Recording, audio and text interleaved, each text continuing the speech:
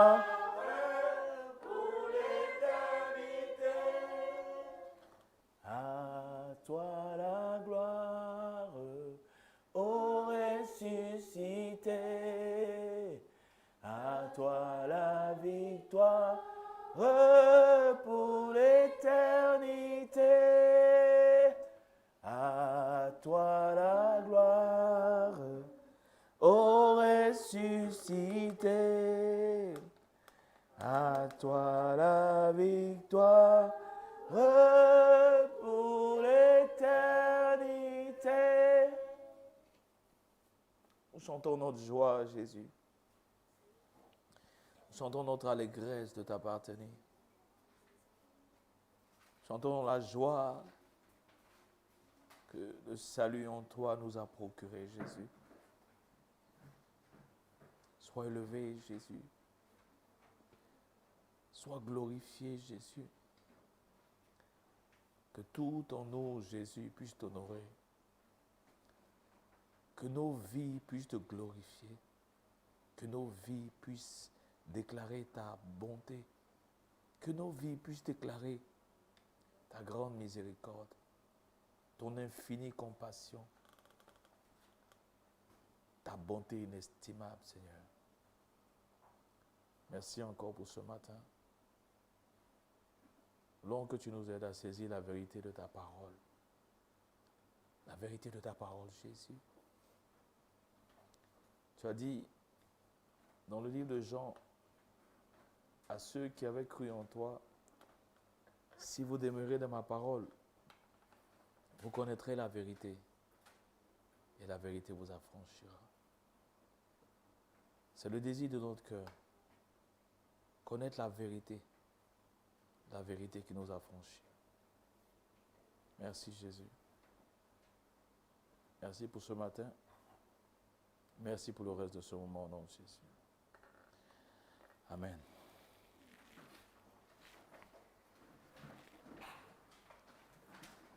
Ok, que le nom du Seigneur soit béni.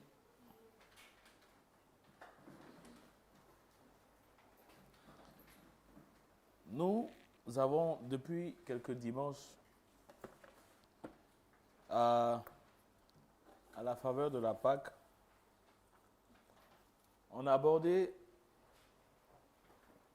la Pâque dans l'objectif de nous emmener à comprendre l'Évangile, à saisir l'Évangile. Pourquoi? Parce que Paul dit dans le livre de Romains 1, l'Évangile est la puissance de Dieu qui sauve. L'Évangile est la puissance de Dieu qui sauve. Si la Pâque a commencé par Israël qui devait être épargné, qui devait être délivré du destructeur que Dieu envoyait en Égypte pendant qu'Israël était en Égypte, Paul va nous expliquer dans son épître aux Corinthiens, le premier épître, va nous expliquer que la véritable Pâque, c'est Christ.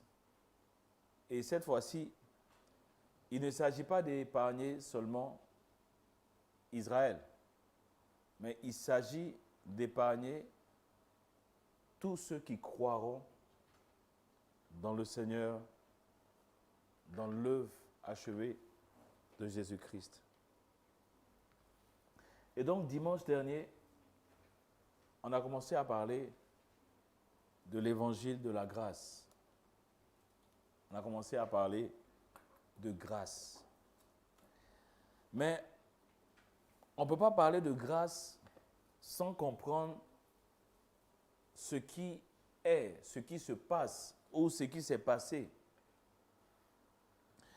Personne ne pourra apprécier la grâce s'il ne sait pas d'où est-ce que l'homme est venu.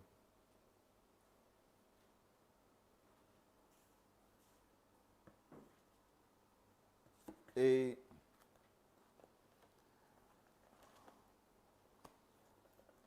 il y a un passage de Romains le passage de Romains, chapitre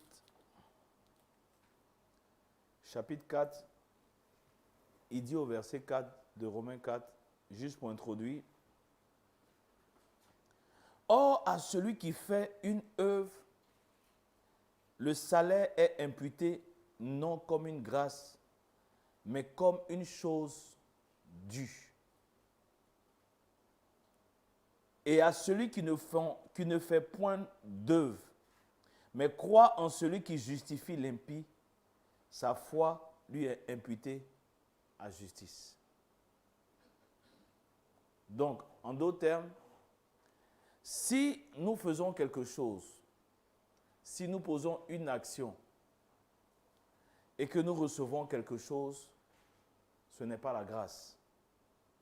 C'est une chose due. C'est ce que Paul est en train d'expliquer ici. Si j'ai posé une action et à la suite de cette action, j'ai été sauvé, ce n'est pas la grâce. Si j'ai posé une action et j'ai obtenu quelque chose en retour, ce n'est pas la grâce. C'est le mérite.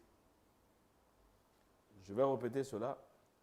Or, à celui qui fait une œuvre, le salaire est imputé non comme une grâce, mais comme une chose due. Pourquoi je suis en train de citer ce passage? Pour qu'on puisse faire la différence entre ce qu'on appelle la grâce et puis toute autre chose. Mais pour pouvoir comprendre la grâce, il faut comprendre d'où on est venu. Et on va prendre le livre de Matthieu, le chapitre 3. On va voir Jean-Baptiste et on va ressortir quelque chose de très très important par rapport à l'évangile de la grâce. L'objectif étant de comprendre ce que c'est l'évangile de la grâce. Matthieu, chapitre 3. On va commencer à partir du verset 1. En ce temps-là, parut Jean-Baptiste prêchant dans le désert de Judée. Il disait, « Repentez-vous, car le royaume des cieux est proche. » Jean est celui qui avait été annoncé par Ésaïe, le prophète, lorsqu'il dit, « C'est ici la voix de celui qui crie dans le désert. Préparez le chemin du Seigneur. Aplanissez ses sentiers. » Jean avait un vêtement de poil de chameau et une ceinture de cuir autour des reins. Il se nourrissait de sauterelles et de miel sauvage. Les habitants de Jérusalem et de toute la Judée et tout le pays des environs du Jourdain se rendaient auprès de lui. Et confessant leurs péchés, ils se faisaient baptiser par lui dans le fleuve du Jourdain. Verset 7. Voyant venir à son baptême beaucoup de pharisiens et de sadduciens, il leur dit, race de vipères, qui vous a appris à fuir la colère à venir? Produisez donc du fruit digne de la repentance. Et ne prétendez pas dire en vous-même, nous avons Abraham pour père. Car je vous déclare que de ces pierres, Dieu peut susciter des enfants à Abraham. Déjà, la cognée est mise à la racine des arbres. Tout arbre qui ne produit pas de bons fruits sera coupé et jeté au feu. Moi, je vous baptise d'eau pour vous emmener à la repentance. Mais celui qui vient après moi est plus puissant que moi. Je ne suis pas digne de porter ses souliers. Lui, il vous baptisera du Saint-Esprit et de feu. Il a son vent à la main. Il nettoiera son aire et amassera son blé dans le grenier, mais il brûlera la paille dans un feu qui ne s'éteint point. Le même passage se retrouve dans Luc chapitre 2. Et je voudrais qu'on prenne aussi Luc chapitre 2.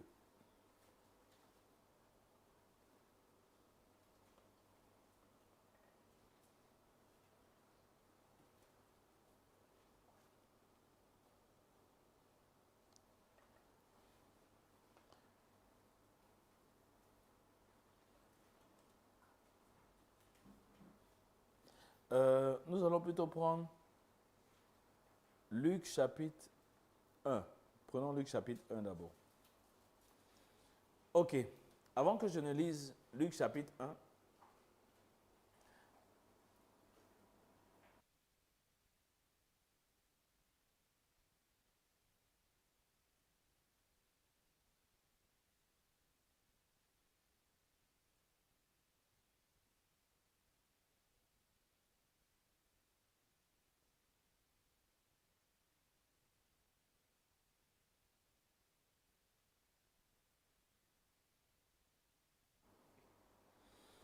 ok. Donc, le premier chapitre qu'on a lu, c'est Matthieu chapitre 3, du verset 1 au verset 12. Donc, qu'est-ce qu'on lit ici? On lit quelqu'un qu'on appelle Jean-Baptiste qui commence à prêcher et qui dit « Repentez-vous, car le royaume des cieux est proche. Repentez-vous. » Donc, il appelle d'abord à la repentance. Repentez-vous, car le royaume des cieux est proche. OK? On a lu ici, repentez-vous. Nous voulons parler de l'évangile de la grâce, mais nous voulons bien voir clair dans où on est quitté avant d'aboutir à ce qu'on appelle l'évangile de la grâce. Parce que si quelqu'un ne sait pas où on est quitté, il ne va pas comprendre c'est quoi la grâce de Dieu. Donc, Jean commence par dire « Repentez-vous, car le royaume des cieux est proche. » OK? Et il dit ici au verset 5 de Matthieu 3, « Les habitants de Jérusalem, de toute la Judée et tout le pays des environs du Jourdain se rendaient auprès de lui. Et confessant leurs péchés, ils se faisaient baptiser par lui dans le Jourdain. » Donc, le message que Jean était en train de prêcher va emmener les habitants à venir confesser leurs péchés. OK? Jean a commencé à prêcher en disant « Repentez-vous ». Et les habitants ont compris ce que c'était la repentance. Ils sont venus confesser leurs péchés. Et Jean explique ici, pardon, il a expliqué ici que, au verset 3, Jean est celui qui avait été annoncé par Ésaïe le prophète lorsqu'il dit « C'est la voix de celui qui crie dans le désert, préparez le chemin du Seigneur, aplanissez ses sentiers. » Donc, nous avons parlé de la Pâque. La Pâque qui est Christ est notre Pâque. Et on a dit que par rapport à cette Pâque, Dieu veut délivrer les hommes. Dieu veut délivrer les hommes. Et Dieu, pour cela, a prévu et a envoyé son agneau. Comparativement à la Pâque juive, où il fallait donner un agneau, cette fois-ci, c'est Dieu qui va envoyer son agneau. Mais avant que l'agneau de Dieu ne vienne, Jean va exécuter une prophétie qui précédait l'arrivée de l'agneau de Dieu, ou bien la manifestation visible du ministère de cet agneau de Dieu, avant qu'il ne soit crucifié. Comprenez-moi très bien. Donc, la vie de Jean a été prophétisée par Ésaïe. Ésaïe disait, c'est la voix de... Aidez-moi. C'est la voix de celui qui crie dans le désert. Et qu'est-ce qu'il dit? Préparez le chemin du Seigneur, aplanissez ses sentiers. Comment préparer le chemin du Seigneur? Repentez-vous. Repentez-vous. Repentez-vous, car le royaume des cieux est proche. Donc, cet évangile de la grâce a été préparé par un message que Jean a donné. Et quel était le message? C'était d'abord un message d'appel à la repentance. Donc, l'évangile de la grâce commence et commencera par un appel à la repentance. Et qu'est-ce que nous voyons ici?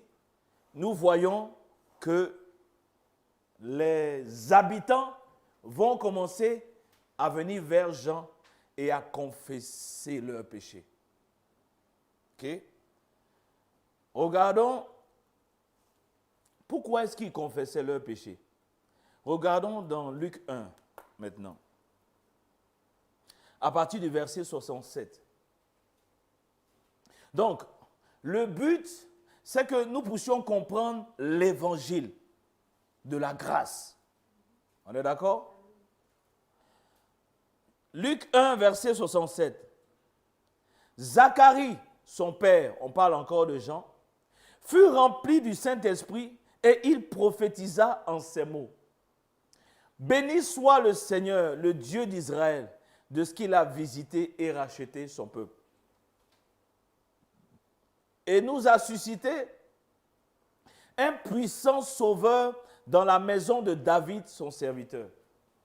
Comme il l'avait annoncé par la bouche de ses saints prophètes des temps anciens. Un sauveur qui nous délivre de nos ennemis et de la main de ceux qui nous haïssent.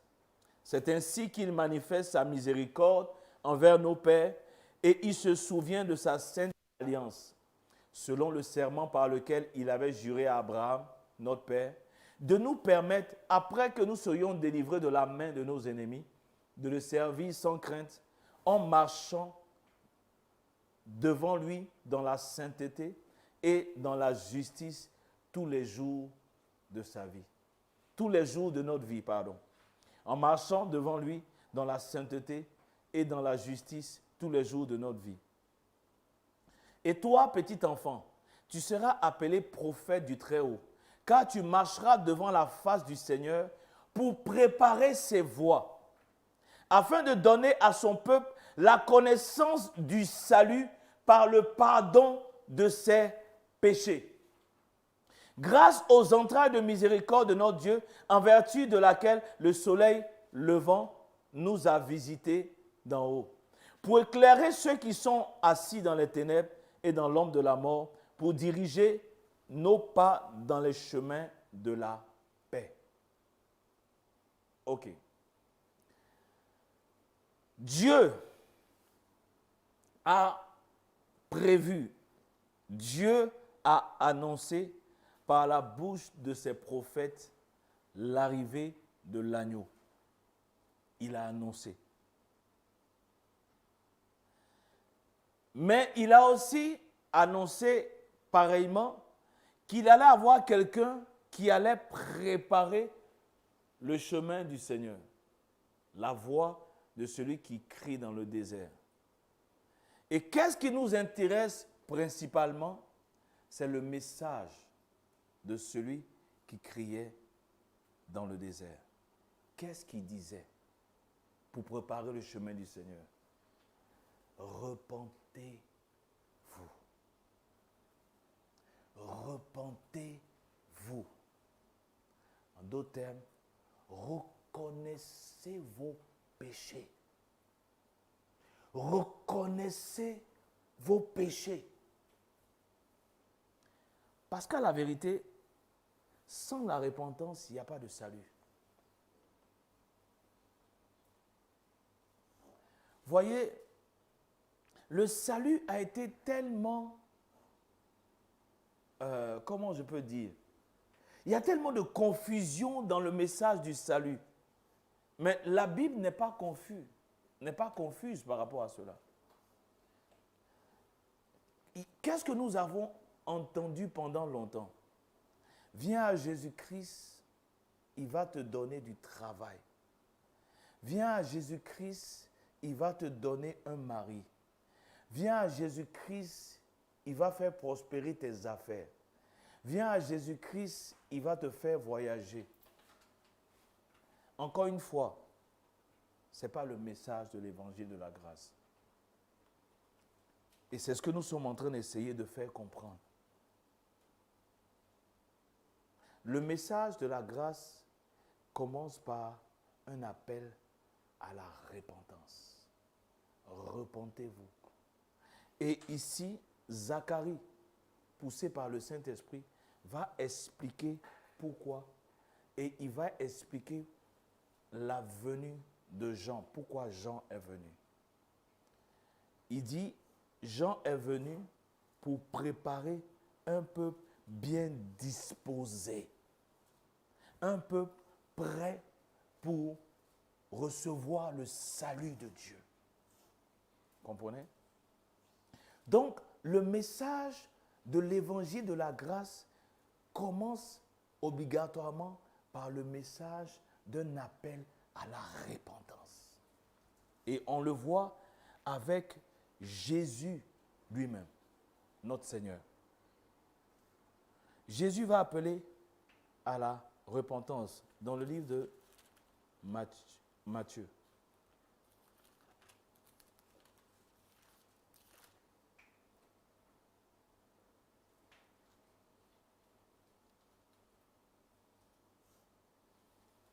Dans le livre de, plutôt, Luc et Matthieu, permettez que je puisse trouver le passage.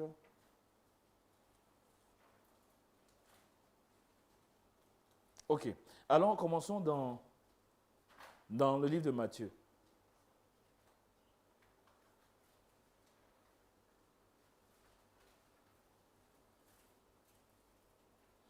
Matthieu, chapitre 4. Et puis, on va commencer à partir du verset 12. Jésus, ayant appris que Jean avait été livré, se retira dans la Galilée. Il quitta Nazareth et vint demeurer à Capernaum, situé près de la mer dans le territoire de Zabulon et de Nephtali, afin que s'accomplisse ce qui avait été annoncé par Ésaïe le prophète. Le peuple de Zabulon et de Nephtali, de la contrée voisine de la mer du pays et au-delà du Jourdain, et de la Galilée des gentils. Ce peuple assis dans les ténèbres a vu une grande lumière, et sur ceux qui étaient assis dans la région de l'ombre de la mort, la lumière s'est levée. Dès ce moment, Jésus commença à prêcher et à dire « Repentez-vous, car le royaume des cieux est proche. » Par quel message Jésus commence? Repentez-vous. Repentez-vous. Car le royaume des cieux est proche. Repentez-vous. Repentez-vous. Donc, on l'a vu peut-être avec Jean-Baptiste dans Matthieu 3, mais on le voit ici aussi avec Jésus-Christ. Le message de la grâce commence par un appel à la repentance. Repentez-vous. Renoncez à toute vie de péché. Ayez un désir de renoncer à toute vie de péché. Parce qu'il n'y a pas de salut possible. Il n'y a pas de grâce possible si quelqu'un n'éprouve pas le besoin d'abandonner ses péchés. Mais le faux message de l'évangile, pour le rendre attrayant, qu'est-ce qu'on va dire? Viens à Jésus parce qu'il y a une récompense derrière. Quelle est la récompense? Tu vas avoir un mari, tu vas avoir une femme, tu vas avoir un travail. Il y a une récompense derrière. Mais qu'est-ce que je vous ai lu dans le livre de Romains 4, verset 4? À celui qui fait une œuvre, le salaire est imputé non comme une grâce, mais comme une chose due. Et à celui qui ne fait point d'œuvre, mais qui croit en celui qui justifie l'impie, sa foi lui est imputée à justice. Si tu promets une récompense par rapport au message de l'évangile, ce n'est pas une grâce, c'est un salaire. Si tu promets que j'aurai une voiture, j'aurai du travail, j'aurai une maison, si je viens à Jésus-Christ, ce n'est plus la grâce, c'est le mérite. C'est parce que je suis venu à Jésus-Christ que j'ai eu une maison, que j'ai eu une voiture. Ce n'est plus une grâce, c'est un salaire.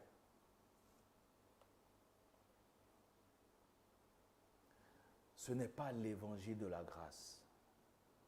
Parce que j'ai mérité la voiture. Pourquoi? Tu m'as promis. j'ai mérité la femme, le mari. Pourquoi? Tu m'as promis que ça allait être quelque chose qui allait m'être donné si je venais à Jésus-Christ. Ok. Les apôtres, eux aussi, ont parlé de repentance, d'un appel à la repentance. Allons dans Acte 2, verset... On va commencer.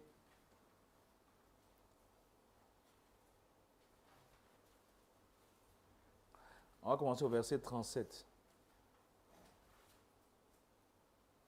Acte 2.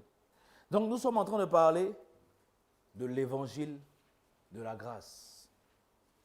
Et l'objectif, c'est d'emmener tout un chacun de nous à comprendre, à saisir l'évangile de la grâce. Acte 2, à partir du verset 37.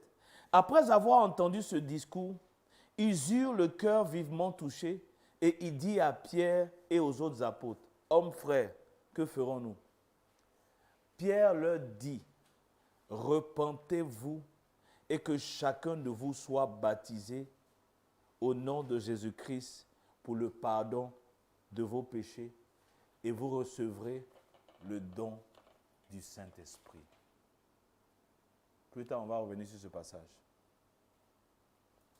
Repentez-vous et que chacun soit baptisé au nom de Jésus pour le pardon de vos péchés.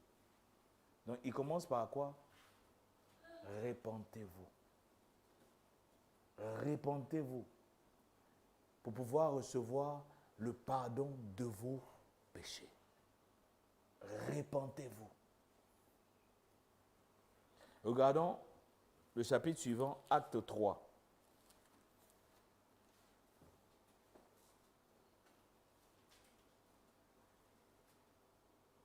Ici, c'est toujours l'apôtre Pierre, mais Pierre va expliquer à une autre occasion.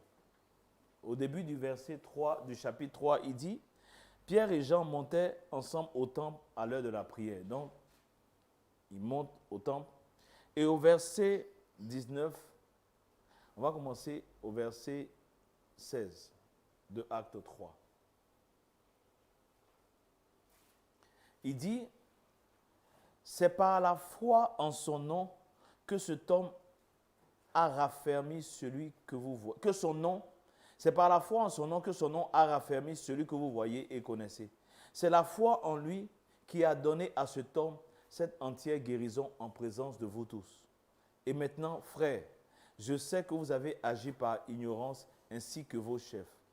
Mais Dieu a accompli de la sorte ce qu'il avait annoncé d'avance par la bouche de tous ses prophètes, que son Christ devait souffrir. Repentez-vous et convertissez-vous pour que vos péchés soient effacés. Nous sommes en train de parler de l'évangile de la grâce. Et nous avons dit que cet évangile de la grâce commence par un appel à la repentance. C'est quoi cet appel à la repentance? Je dois reconnaître mes péchés et je dois avoir dans mon cœur un désir d'abandonner ces péchés. D'accord? On va y arriver. L'apôtre Pierre, mais aussi l'apôtre Paul, va parler de son message, de cet évangile de la grâce. Et on va remarquer aussi que dans ce message, il commençait par la repentance. Ok. Allons dans Acte 20. Aujourd'hui, on va voir beaucoup de passages, comme on veut expliquer. Acte 20.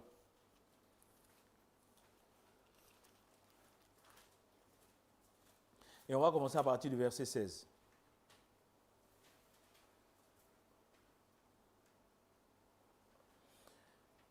Acte 20, à partir du verset 16. Paul avait résolu de passer devant Éphèse sans s'y arrêter, afin de ne pas perdre de temps en Asie, car il se hâtait pour se retrouver, pour se trouver, si cela lui était possible, à Jérusalem le jour de la Pentecôte. Cependant, de Milet, Paul envoya chercher à Éphèse les anciens de l'Église. Lorsqu'il fut arrivé vers lui, il lui dit, « Vous savez de quelle manière, depuis le premier jour où je suis entré en Asie, il leur dit, pardon, vous savez de quelle manière, depuis le premier jour où je suis entré en Asie, je me suis sans cesse conduit avec vous. Servons le Seigneur en toute humilité, avec larmes et au milieu des épreuves que me suscitaient les embûches des Juifs.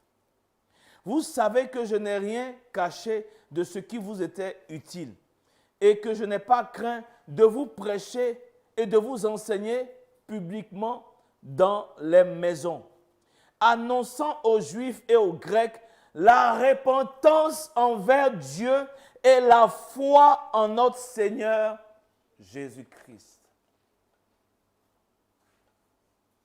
Le message de l'évangile de la grâce commence par un appel à la repentance. Et on le voit encore ici avec Paul. Nous l'avons vu avec Jean. Jean dit, « Repentez-vous, car le royaume des cieux est proche. » Jésus va le dire pareillement dans Matthieu 4. « Repentez-vous, car le royaume des cieux est proche. » Nous le voyons aussi avec l'apôtre Pierre. « Repentez-vous et recevez le don du Saint-Esprit. » Il dit, « Repentez-vous, vous serez baptisés pour le pardon de vos péchés et vous recevrez le don du Saint-Esprit. » Nous voyons ici aussi Paul. Paul dit, ce que j'ai prêché et j'ai annoncé aux Juifs et aux Grecs la repentance envers Dieu et la foi en notre Seigneur Jésus-Christ. La repentance envers Dieu. Il n'y a pas d'évangile de grâce s'il n'y a pas de repentance.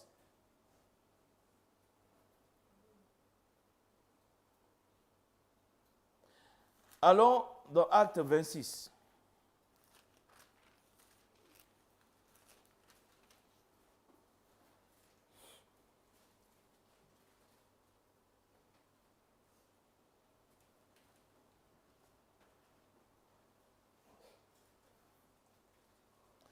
Et c'est le témoignage que Paul est en train de donner au roi Agrippa. Nous allons prendre une partie.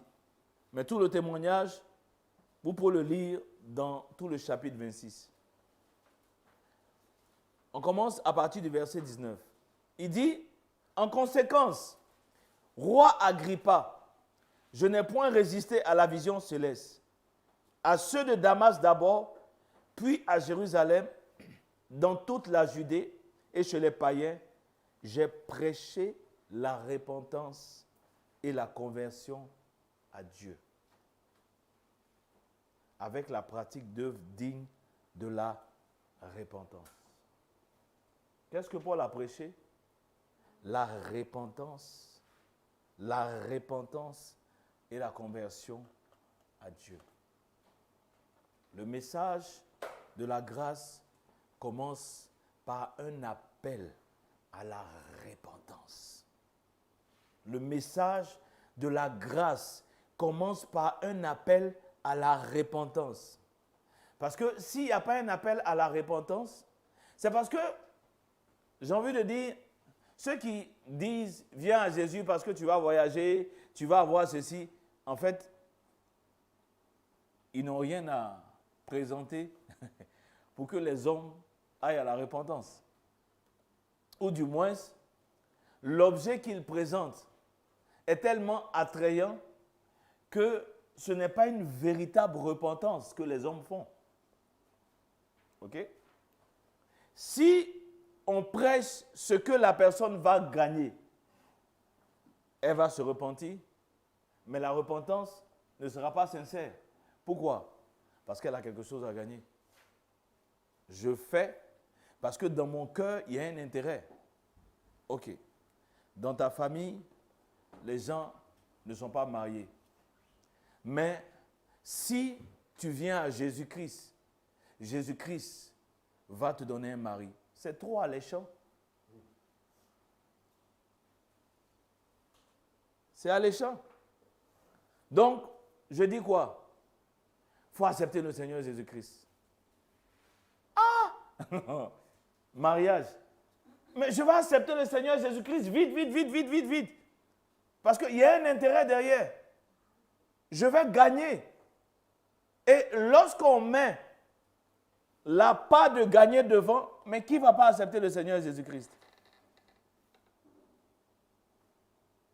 Malheureusement, ce n'est pas l'évangile. Et à chaque fois qu'on le dit, peut-être qu'on ne comprend pas, mais je veux l'expliquer pour qu'on puisse comprendre. Maintenant, pourquoi Jean-Baptiste, le Seigneur Jésus-Christ lui-même, l'apôtre Pierre et l'apôtre Paul appellent à la repentance? Pourquoi? Pourquoi il commence par la repentance? Allons dans le livre de Romains.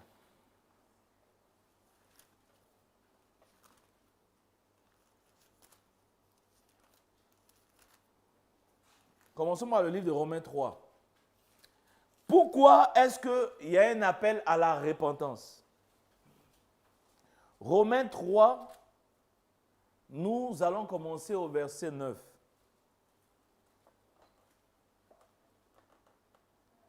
Quoi donc? Sommes-nous plus excellents?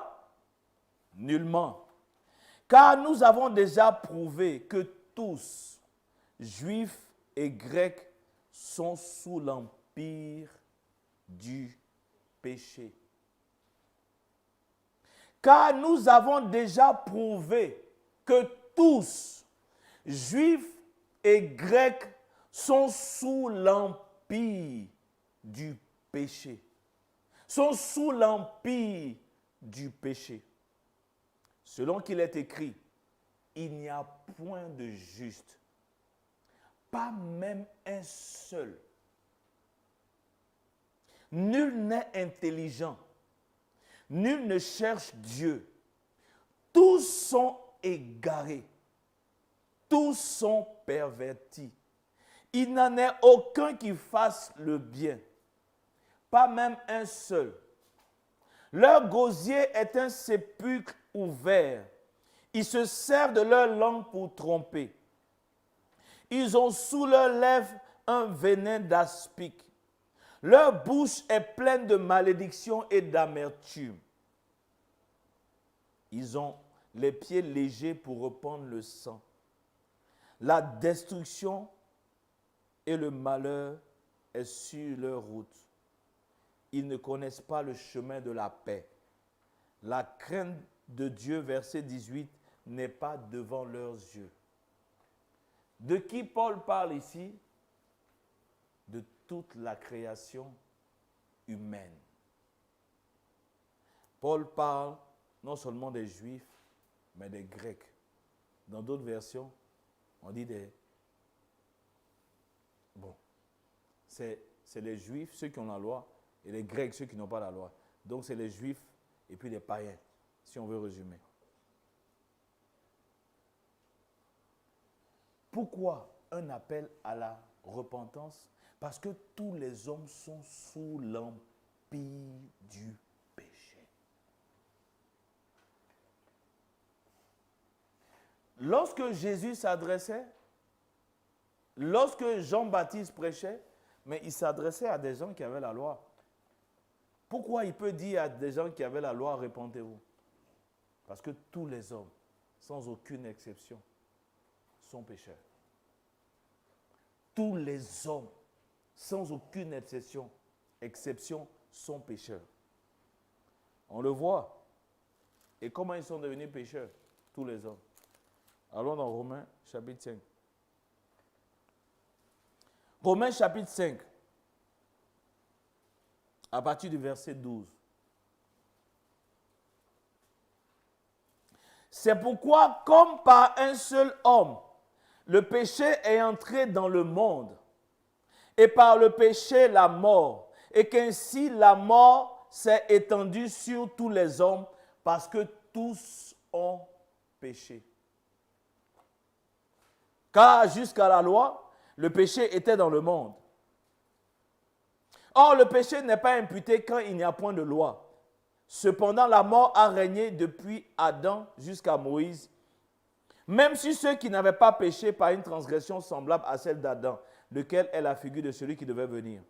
Mais il n'en est pas du don gratuit comme de l'offense, car si par l'offense d'un seul, il en est beaucoup qui sont morts. Ok. Nous sommes en train de parler de l'évangile de la grâce. Et nous avons dit que cet évangile, lorsqu'elle est annoncée, commence par un appel à la repentance. Pourquoi un appel à la repentance? Parce que tous les hommes sont pécheurs. Et comment tous les hommes sont devenus pécheurs? Par un seul. Par un seul. Le péché d'Adam a rendu toute l'humanité pécheur ou pécheresse, si je peux le dire ainsi. En Adam, tous les hommes sont pécheurs. Tous les hommes sont pécheurs. Et si tous sont pécheurs, ils ont besoin de se repentir. On peut faire cet exercice. Je l'ai fait la dernière fois. Nous prenons la loi. Et dans la loi, on dit tu ne voleras pas. On peut faire cet exercice et puis on va demander qui n'a jamais volé?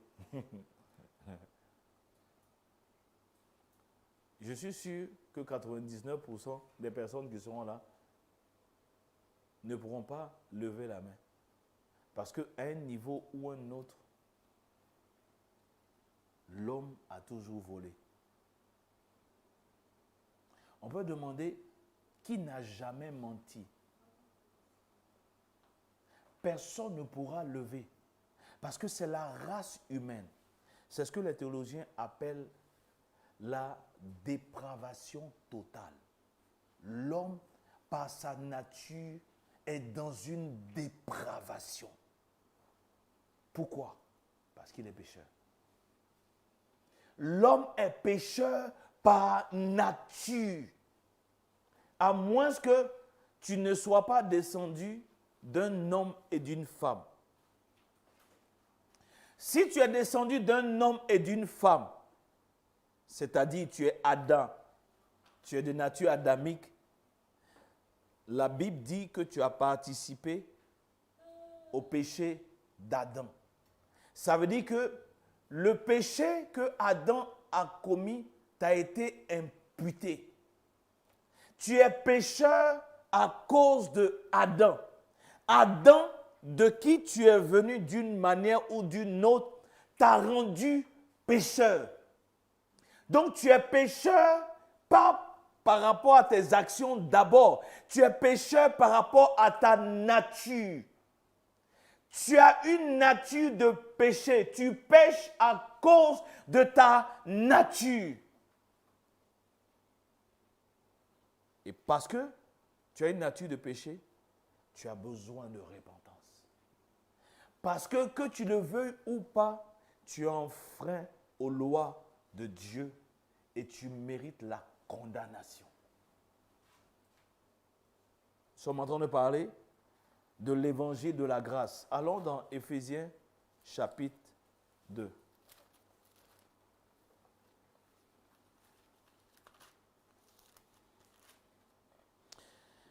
On va commencer au verset 1.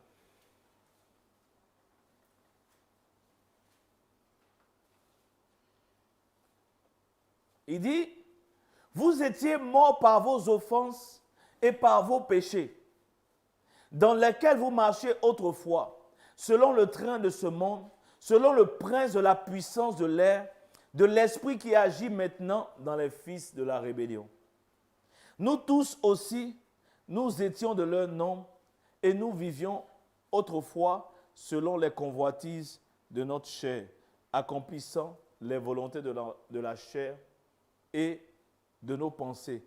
Et nous étions par nature des enfants de colère comme les autres. Nous étions par nature des enfants de colère comme les autres. Nous sommes par nature des enfants de colère.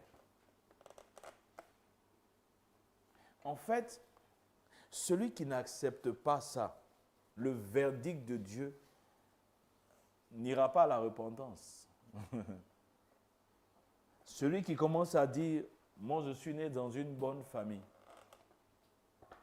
j'ai reçu une bonne éducation, donc je ne suis pas concerné. En fait, il dit, celui qui ne reconnaît pas ses péchés fait Dieu menteur.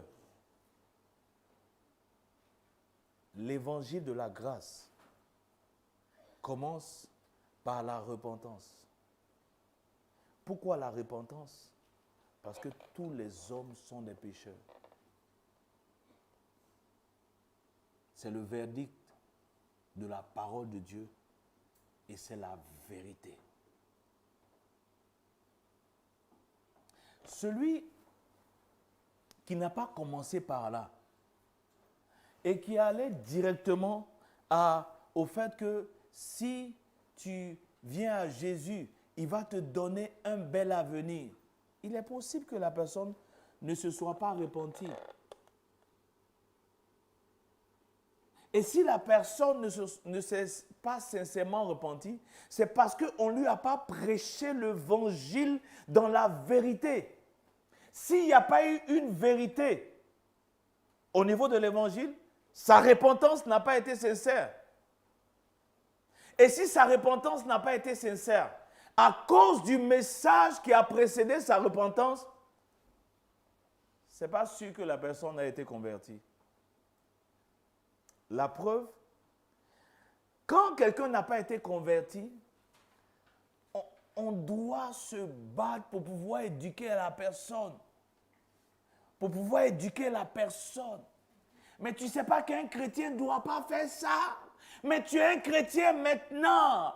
Mais pourquoi tu fais ça? Tu ne sais pas que tu es un chrétien. Un chrétien ne doit pas faire comme ça. Non, il n'est pas un chrétien. Sa nature n'a pas changé. Tu veux faire d'un bouc une brebis.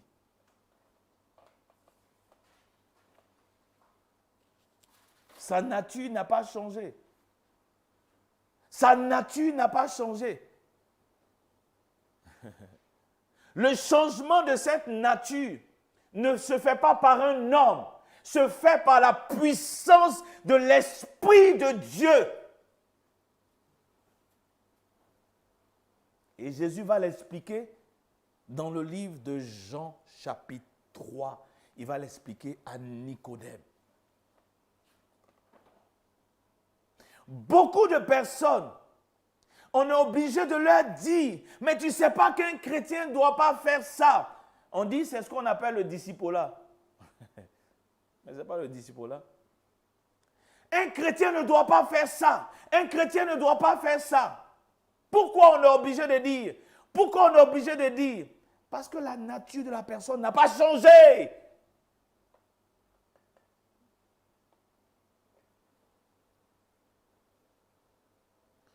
Si la personne avait eu cette nature changée, mais ça allait être un peu plus facile de comprendre le véritable message de la parole de Dieu. Si au départ, le message qui a été annoncé n'a pas été celui de l'évangile de la grâce, il est fort possible que la personne n'ait pas été convertie. Je dis bien, il est fort possible.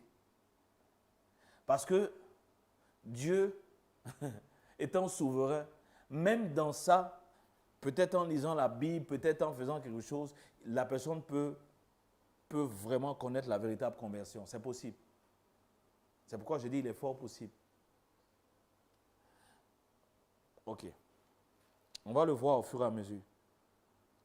La véritable conversion va produire ce qu'on appelle une espérance. Une espérance. Il n'y a pas 1000 espérances. On va le voir le dimanche suivant. Il y a une seule espérance.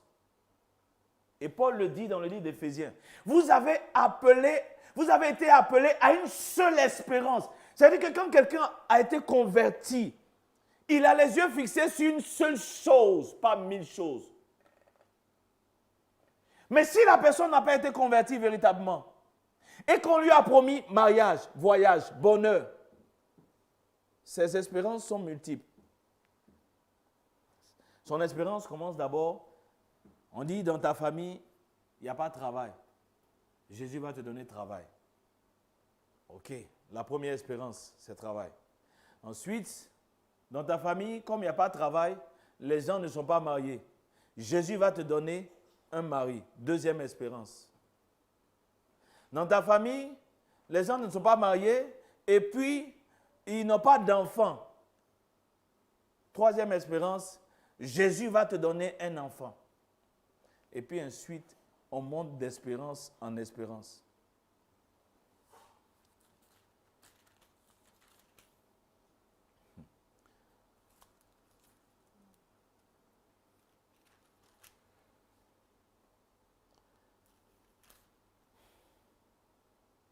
Il dit dans le livre d'Éphésiens, il y a un seul corps et un seul esprit. Vous avez été appelés à une seule espérance par votre vocation. Éphésiens 4, verset 4. Vous avez été appelés à une seule espérance, à une seule espérance, à une seule espérance. Vous n'avez pas été appelés à plusieurs espérances, à une seule espérance. C'est la Bible.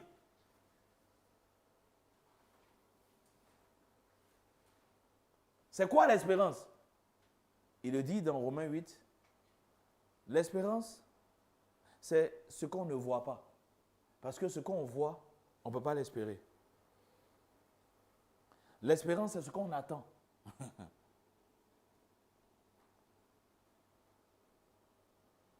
Bref. Qu'est-ce que je suis en train d'expliquer? Le véritable message de l'évangile de la grâce commence par un appel à la repentance. Un appel à la repentance. Repentance, pas par rapport à ce que tu gagnes, mais par rapport à l'offense que tu as faite à Dieu, le seul créateur. Ce n'est pas l'intérêt de l'homme qu'on regarde, mais c'est la colère de Dieu qu'on regarde. Dieu est en colère contre toi. Dieu est en colère contre toi. Parce qu'il est le seul qui a créé les cieux et la terre. Dieu est en colère contre toi. Parce que chaque jour, tes actions sont une offense à ce Créateur. Dieu est en colère contre toi. Parce que tu as raté le but. Tu ne marches pas comme il veut. La Bible dit dans Colossiens, tout a été créé par lui et pour lui. Pour lui. Pour lui. Il a créé tout pour lui. Et toi, tu veux prendre les choses pour toi. Ça constitue une offense à Dieu. C'est pour cela qu'il va juger ceux qui commettent de telles actions. Les hommes peuvent le croire, peuvent l'accepter ou ne pas l'accepter. Mais le temps viendra où il va appeler chaque être humain à rendre compte de sa vie. Et les hommes seront en train de trembler. Trembler. Aujourd'hui, on ne les voit pas trembler. On peut faire le malin. Mais le jour viendra où les hommes seront en train de trembler juste à l'idée de se retrouver devant le Créateur. Waouh! Mais c'est mieux de trembler maintenant et de se repentir que de trembler après. Parce que si tu trembles maintenant et tu te repens, tu as un avocat. si tu donnes ta vie à Jésus, tu auras un avocat pour te défendre. C'est mieux de trembler maintenant et de te repentir. L'homme est appelé à la repentance parce qu'il a offensé Dieu.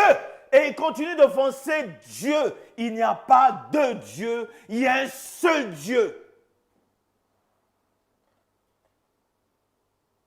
L'homme est appelé à la repentance parce que sa vie, ses actions, ses pensées, on le voit ici, on a vu dans Éphésiens. Il dit, vous étiez morts par vos offenses et par vos péchés, dans lesquels vous marchiez autrefois, selon le prince de la puissance de l'air, de l'esprit qui agit maintenant dans les fils de la rébellion. Nous tous aussi, nous étions de leur nombre. Nous vivions autrefois selon les convoitises de notre chair, accomplissant les volontés de la chair et de nos pensées, et nous étions par nature des enfants de colère comme les autres. C'est celui qui a offensé qui a besoin de repentance. Dieu ne te doit rien. En principe, parce que tu es né d'Adam, ce que Dieu te doit, c'est l'enfer. C'est la condamnation. Parce que Dieu dit qu'il ne laisse pas impuni le coupable. Dieu se présente à Moïse en disant, je punis l'iniquité. C'est Dieu. Vous pensez que, pourquoi on a mis ça dans la Bible? Pour que l'homme n'oublie pas. Ce Dieu n'a pas changé. Hein? Ce Dieu n'a pas changé. Il dit, l'Éternel, Exode 34, verset 6, l'Éternel passa devant lui et s'écria à l'Éternel, l'Éternel, Dieu miséricordieux, compatissant, lent la colère, riche en bonté et en fidélité. Ça, on garde ça. Mais on ne veut pas le reste qui vient. Qui conserve son amour jusqu'à mille générations, qui pardonne l'iniquité, la rébellion et le péché, mais qui ne tient point le coupable pour innocent et qui punit l'iniquité des pères sur les enfants et sur les enfants des enfants jusqu'à la troisième et la quatrième génération. Il punit. Il punit. Il punit quoi? L'iniquité. C'est lui-même qui se présente à Moïse. Il punit l'iniquité. Donc, toutes tes offenses, tous tes péchés, tout ce que tu as fait doit être puni. Pourquoi? Parce que Dieu est juste. Si Dieu est juste, il doit punir tes péchés. Si Dieu est juste, il ne doit pas laisser tes péchés. Écoutez-moi, si on dit un juge est bon, c'est un bon juge, c'est parce qu'il dit le droit, n'est-ce pas? Un juge qui est complaisant, un juge qui ferme les yeux sur les mauvaises actions des citoyens n'est pas un bon juge. Un bon juge, il est celui qui peut punir même ses propres enfants lorsqu'ils ont enfreint aux lois. Ça, c'est un bon juge, n'est-ce pas? Maintenant, vous voulez que Dieu soit injuste en laissant tes péchés? Non! Non! Si Dieu laisse tes péchés, il est injuste. Si Dieu ferme les yeux sur tes péchés, il est injuste. Or, Dieu n'est pas injuste. Dieu est juste. La Bible l'appelle le juste juge.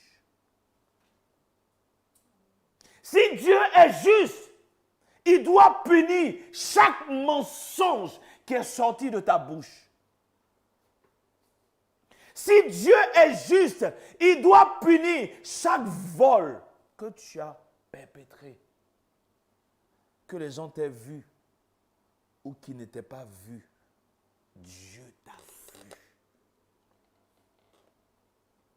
Dieu doit punir chacune de tes actions.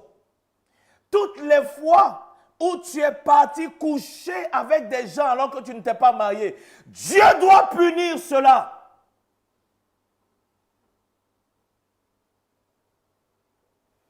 Dieu doit punir cela. Ce n'est pas une question de ce que tu vas gagner. C'est une question de ce que la Bible dit. Dieu doit punir tout ce que tu as fait, toutes tes malversations, toutes les fois où tu as pris l'argent de quelqu'un et tu ne lui as pas rendu la monnaie. Toutes les fois où on t'a donné plus et tu as gardé par devers toi, Dieu doit punir cela.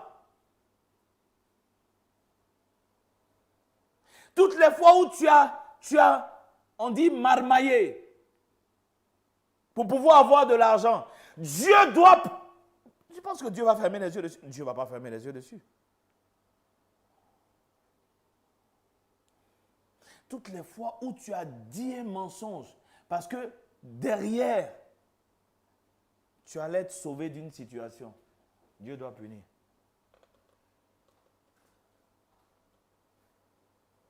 Si Dieu est juste, il doit punir. Si Dieu est bon, il doit punir. La justice demande réparation, demande paiement, demande punition. Ou bien, on le voit dans notre pays, on le voit dans tous les pays. Celui qui enfreint aux lois est passible de punition. Donc Dieu doit punir. Dieu doit punir et Dieu va punir.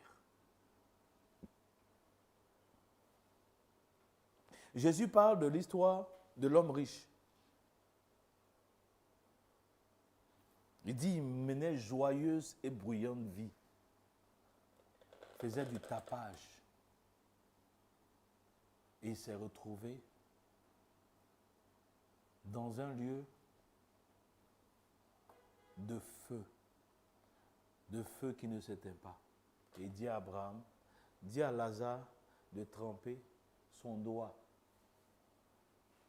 le bout de son doigt, pour venir me rafraîchir, parce que je souffre terriblement dans cet endroit. Abraham va lui dire, toi tu as eu tout ce que tu voulais pendant ta vie. Lazare est consolé ici. Et le gars va dire, pardon, papa Abraham, il faut envoyer quelqu'un chez mes frères pour ne pas qu'ils viennent ici. Pour ne pas qu'ils viennent ici, envoie quelqu'un, je te supplie. Abraham va leur dire, ils ont Moïse et les prophètes. Moïse et les prophètes, c'est l'Ancien Testament. S'ils n'écoutent pas Moïse et les prophètes, ils ne vont pas écouter quelqu'un. Et il dit, même si quelqu'un quittait ici pour revenir, quittait là-bas pour descendre sur la terre, ils ne vont pas les croire. Entre parenthèses, c'est pourquoi ne croyez pas à ceux qui disent ils sont là en enfer et puis ils sont revenus. C'est faux. C'est faux. Ce n'est pas crédible. Puisque Jésus dit, même si quelqu'un quitte là-bas, c'est Jésus qui est en train de dire la parabole. Même si quelqu'un quitte là-bas et puis il vient, ils ne vont pas croire. C'est Jésus qui le dit quand même. Et puis des gens viennent pour dire non, ils ont été enlevés par Jésus, ils sont partis en enfer et puis ils sont revenus. Hein? Non, ça vient contredire ce que Jésus a dit. Si c'était possible, mais Abraham allait dire à quelqu'un de partir là-bas. Oui, voici pourquoi il faut rester à ce que dit la Bible. Notre sécurité est dans ce que dit la Bible. C'est pourquoi les réformateurs parlaient de sola scriptura. Sola scriptura. Seules les Écritures, de la suffisance des Écritures. Tu ne peux pas ajouter quelque chose aux Écritures. Les Écritures sont suffisantes. Donc, tu ne peux pas parler de la grâce si tu n'as pas parlé de la situation de l'homme. La situation de l'homme, c'est qu'il est en abomination. Voyez, je regarde ce que Paul dit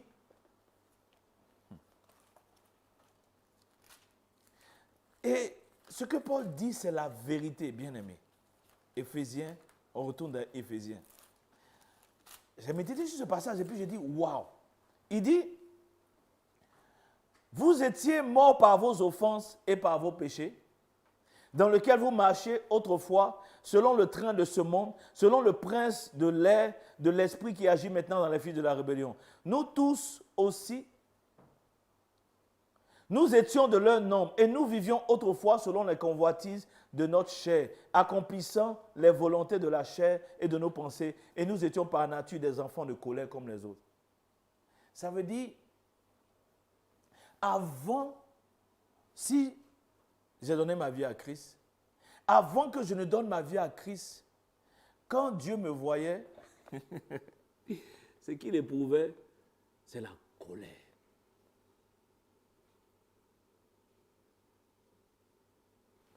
Mais les attributs de Dieu sont tels que il peut faire lever le soleil sur les bons et les mauvais. Les attributs de Dieu sont tels que il est lent à la colère. Les attributs de Dieu sont tels qu'il est patient. Nous, s'il y a quelqu'un qui nous met en colère, on a envie de traiter tout de suite le cas de la personne. Mais la nature de Dieu fait que même si quelqu'un le met en colère, il veut que cette personne soit sauvée. Waouh!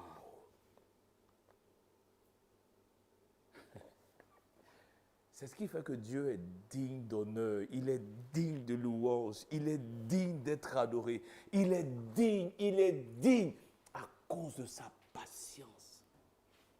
Parce que regardez ici, nous étions par nature des enfants de colère.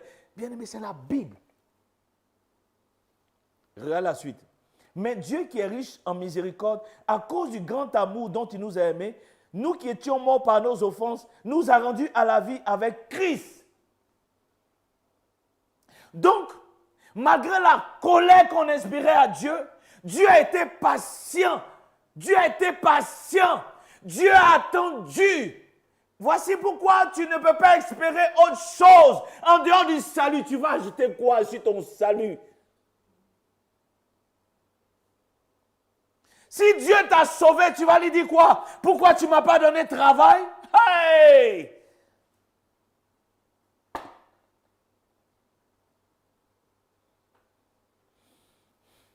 Mais Dieu qui est riche en miséricorde, à cause du grand amour dont il nous a aimés, nous qui étions morts par nos offenses, nous a rendus à la vie avec Christ. Vous savez, le péché, le salaire du péché, c'est la mort. L'homme qui vit dans le péché est mort. Est mort. Il est mort. Il peut avoir un doctorat. Il est mort. Il peut avoir 50 000 immeubles. Il est mort. Il est mort. Il peut avoir 50 milliards de dollars dans son compte en banque. Il est mort. Il est mort. Et l'amour que Dieu manifeste, c'est la vie en Jésus-Christ qui donne. Tu vas ajouter quoi à la vie qui donne?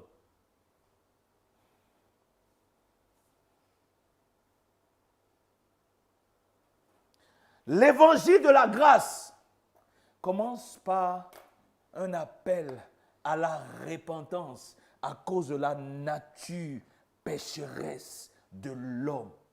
Nature héritée de Adam. Donc, nature héritée de mon père et de ma mère. Celui qui est né de femme, celui qui est né d'homme et de femme est automatiquement un pécheur. Donc il a besoin de repentance. Ce qui prouve qu'il est un pécheur, c'est que tu prends la loi de Dieu, la loi écrite donnée à Moïse, et puis tu poses des questions, tu vas voir qu'il a désobéi. Or, celui qui a enfreint à la loi de Moïse était puni de mort. Le salaire du péché,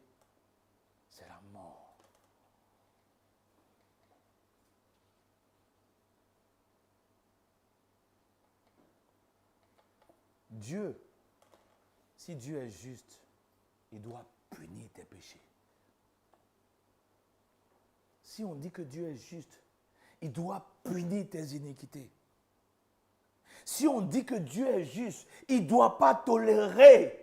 Un bon juge ne va pas tolérer toute loi que tu enfreins. Un bon juge. Un bon juge. Voici pourquoi on peut comprendre un peu ce qu'on appelle la grâce présidentielle. La grâce présidentielle ne veut pas dire que tu n'as pas péché. La grâce présidentielle va dire, tu as péché, tu es en prison. Mais le président décide que on te libère. Et selon la compréhension que j'ai, je peux me tromper, même si on te fait une grâce présidentielle, ton casier judiciaire n'est pas vierge.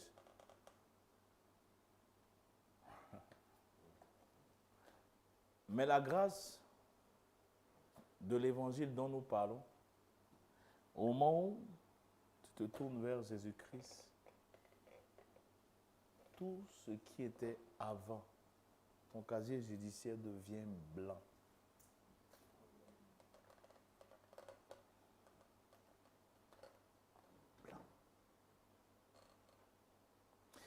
Il ne faut pas vous imaginer la grâce du salut, la grâce de l'évangile. Il ne faut pas vous imaginer. Et puis l'homme va se ruer vers autre chose. Autre chose. L'homme n'apprécie pas le salut parce qu'il ne comprend pas le salut. Parce qu'il y a un prédicateur qui lui a dit, Jésus va te donner voiture, maison, femme, enfant. Jésus va te donner. Donc, lorsqu'il vient, c'est Jésus qui lui doit.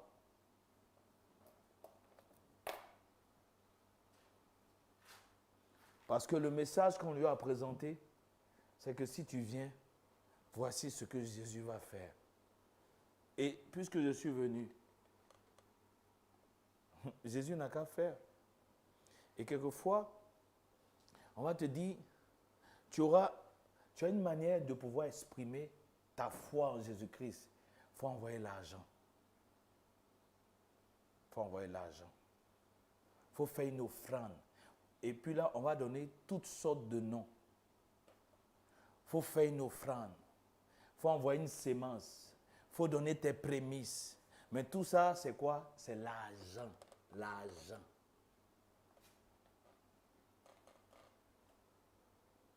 Pourtant, lorsque tu regardes le livre de Pierre, l'épître de Pierre, il dit ce n'est pas par de l'or ou de l'argent que vous avez été rachetés de la vaine manière de vivre que vous avez hérité de votre Père, mais par le sang précieux de Jésus-Christ.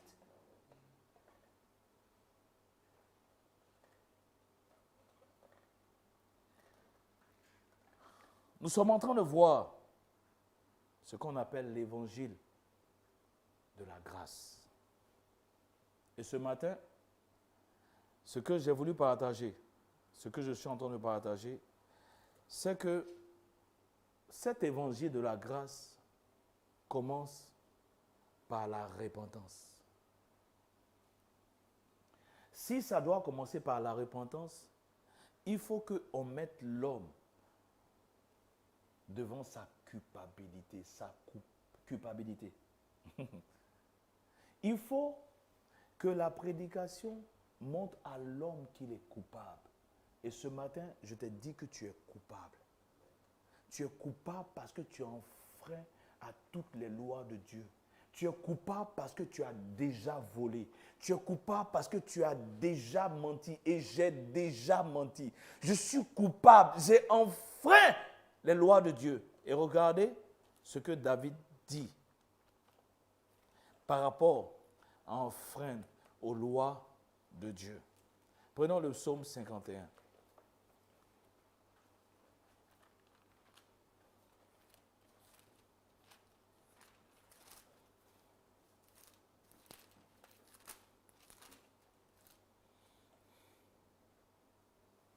Il dit,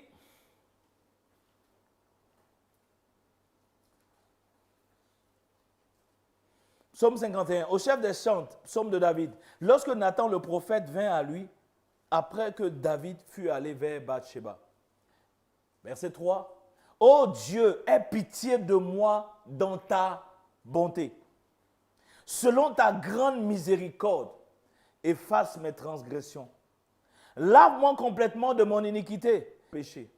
Car je reconnais mes transgressions dans ton jugement. Il dit, voici, je suis né dans l'iniquité et ma mère m'a conçu dans le péché. Vous pensez que ça concerne David seul? Non. Ça concerne toute la création. Je suis né dans l'iniquité et ma mère m'a conçu dans le péché. On parle du péché d'Adam qui s'est transmis à tous les hommes. La désobéissance d'Adam qui a rendu tous les hommes pécheurs. Ma mère, je suis né dans l'iniquité et ma mère m'a conçu dans le péché. Et si Dieu est juste, il doit punir l'iniquité. Si Dieu est juste, il doit punir le péché. Ce matin, je suis venu nous appeler que nous ayons tourné, que nous soyons... De toute façon, et c'est par là que je vais terminer, la repentance n'est pas une action unique, c'est faux. La repentance est continuelle.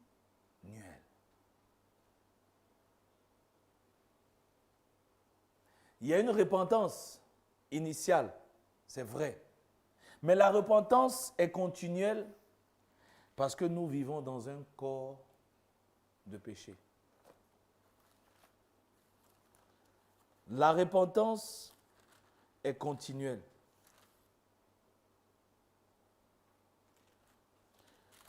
Et c'est Jean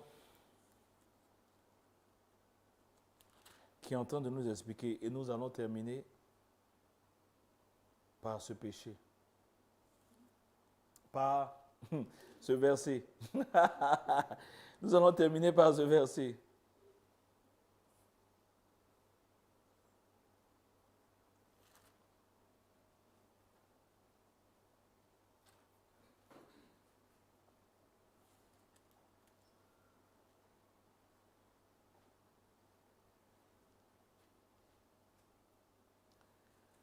Dans le livre de 1 Jean,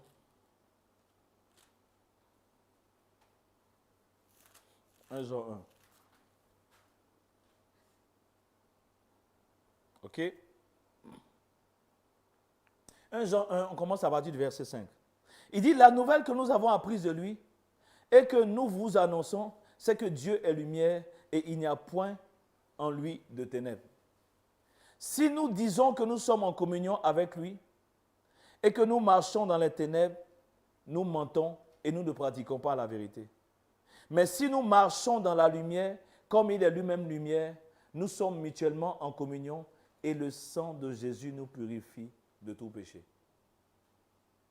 Vous comprenez?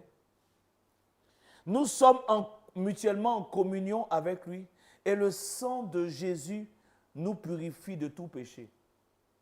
On ne dit pas le sang de Jésus nous a purifiés. On dit le sang de Jésus nous purifie constamment. Pourquoi? Parce que notre rédemption n'est pas encore complète tant que Jésus n'est pas revenu. Notre rédemption sera totalement complète seulement. C'est ce qu'on appelle la glorification. Nous allons connaître un corps glorifié. Le corps actuel est un corps qui nous pousse au péché. Et c'est pourquoi il dit au verset 8, si nous disons que nous n'avons pas de péché, nous nous séduisons nous-mêmes et la vérité n'est point en nous. Si nous confessons nos péchés, il est fidèle et juste pour nous les pardonner et pour nous purifier de toute iniquité. Si nous disons que nous n'avons pas péché, nous le faisons menteur et sa parole n'est point en nous. Il parlait de qui? Il parlait de qui? De chrétiens. Il ne parlait pas de païens. Cette épître de Pierre s'adresse à qui? À des chrétiens. À des chrétiens. Un Jean. OK? Il dit, ce que nous avons entendu et nous vous annonçons à vous aussi, afin que vous soyez en communion avec nous. Or, notre communion est avec le Père, le Fils, le Père et son Fils Jésus-Christ. Et nous vous écrivons ces choses afin que notre joie soit... C'est à des chrétiens qu'il écrivait. Comprenez? Parce qu'il faut bien comprendre, de toute façon, on va aborder. Nous sommes sauvés. Mais il y a un processus dans lequel nous sommes entrés. Je parle de ceux qui ont donné leur vie à Jésus-Christ. Mais dans ce processus, il peut arriver aux chrétiens de pécher. Et il va arriver aux chrétiens de pécher. Pourquoi? Parce qu'il n'a pas été totalement... la rédemption, bon, on le voit dans le livre de Romains. La rédemption n'a pas été totale encore. OK? La rédemption viendra. Je voudrais vous lire Romains, pour que ça soit bien clair. Hein. Romains, chapitre 8. Et en fait, c'est plus clair dans la version parole vivante. Il dit, j'estime, à partir du verset 18, que les souffrances du temps présent ne sauraient être comparées à la gloire à venir qui sera révélée pour nous. Aussi, la création attend-elle avec un ardent désir la révélation des fils de Dieu. Entre parenthèses, la révélation des fils de Dieu n'a rien à voir avec quelque chose de terrestre. La révélation des fils de Dieu n'a rien à voir avec un positionnement dans la société. C'est faux. Quand vous lisez bien, je vous invite à lire et puis à méditer ce passage de Romains 8. La révélation des fils de Dieu se fera au retour de Jésus-Christ. La révélation des enfants de Dieu ne se fait pas, la révélation des enfants de Dieu, c'est quand tu as un poste ici. C'est faux, ce n'est pas l'évangile. De toute façon, au fur et à mesure que nous allons partager, nous allons comprendre. Donc, ce que je suis en train de dire, c'est que cette repentance doit être continuelle, doit être constante. Pourquoi? Parce que le corps dans lequel nous sommes est un corps corrompu. La chair est corrompue. Elle nous pousse. Et à chaque fois que nous commettons, si nous avons reçu l'Esprit, parce que c'est ce que Pierre a dit. Pierre a dit, repentez-vous et faites-vous baptiser et vous allez recevoir le don du Saint-Esprit. En fait, voici en résumé l'Évangile. Et le don du Saint-Esprit, le Saint-Esprit que nous avons reçu va nous convaincre de pécher. Voilà. Parce que le sang de Jésus, lorsque nous sommes en communion avec lui, nous purifie constamment de tout péché. Confessons, nous purifie. Nous confessons, il nous purifie. Donc nous sommes dans une continuelle repentance. Une continuelle repentance. Encore une fois, pourquoi une continuelle repentance? Pour t'expliquer que ta justice ne vient pas de toi, de tes œuvres, de tes actions. Elle vient de Jésus-Christ. Quelqu'un, quand il ne comprend pas ça, peut être totalement découragé parce qu'il a posé une action, il a offensé Dieu. Il va dire, pourquoi? Tu as commencé par la foi, tu vas terminer par la foi. Tu as commencé par la repentance, tu vas poursuivre dans la repentance. Parce que ta justice, tu ne l'as pas méritée. C'est Jésus-Christ, par son mérite, qui a eu cette justice qui t'est imputée. Donc, pour aujourd'hui, retenons que l'évangile de la grâce commence par un appel à la repentance. Ce matin, nous allons regarder, nous allons entrer en nous-mêmes.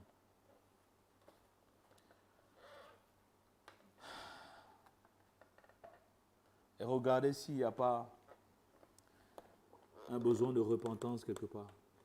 Je ne parle pas de tes péchés avant que tu te sois tourné vers Jésus-Christ. Jésus pouvait dire, et ça on était encore dans l'ancienne alliance, si tu vas au temple, que tu vas faire ton offrande, et là, tu te souviens que ton frère a quelque chose contre toi. Il dit, laisse là ton offrande et va d'abord te réconcilier avec ton frère et puis reviens. On parlait encore une fois de l'ancienne alliance. Mais il y a la vérité de l'évangile, la vérité de Jésus-Christ. Regardons en nous-mêmes. Si le Saint-Esprit nous rappelle une offense, alors repentons-nous. Repentons-nous afin que le sang de Jésus nous purifie de tout péché.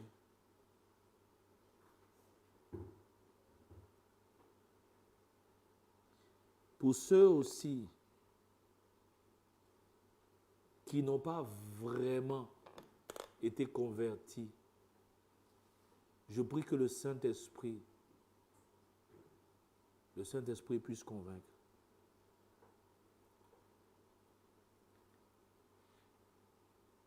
Père, tu as dit, si nous confessons nos péchés, alors que nous sommes en communion avec toi, si nous confessons nos péchés, tu es juste et fidèle pour nous pardonner et nous laver de toute iniquité. David a aussi dit, ma mère m'a conçu dans le péché. J'ai été conçu dans le péché. Père, je voudrais nous présenter toute personne